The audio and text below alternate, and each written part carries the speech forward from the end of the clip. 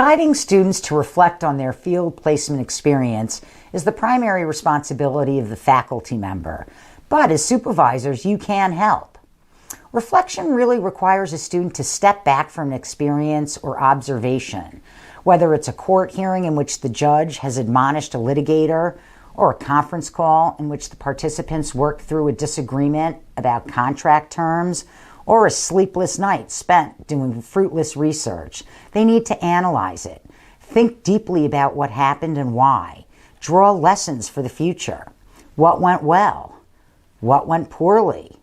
If things did go poorly, how and why? Are there problems the result of individual, group, or systemic deficiencies?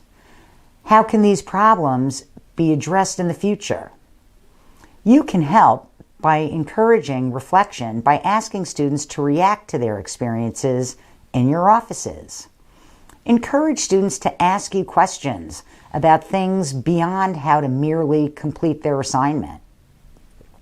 Share your views about the legal systems in which your practice operates, the legal rules, procedures that impact your practice, the challenges and rewards of your practice, relationships with clients, coworkers, opposing counsel, and your career choices.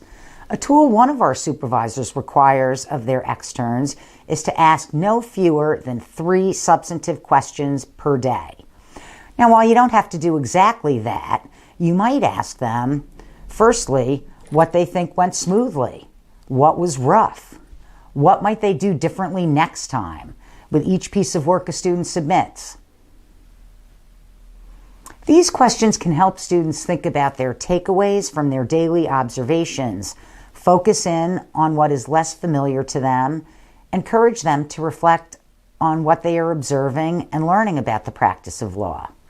We also encourage supervisors to really think about the role that racism, bias, and cross-cultural competency play in the practice of law. Are there insights you can share with your extern about these issues, or questions you can ask them? We know these can be tough things to discuss, but a key point of encouraging reflection within the externship setting is to develop the habit of thinking deeply about the way we practice law and to ensure that our students are set on a path of continued growth and improvement. Are there stories you can share on the development of your professional identity? What kinds of acts or thinking did you engage in forming that identity?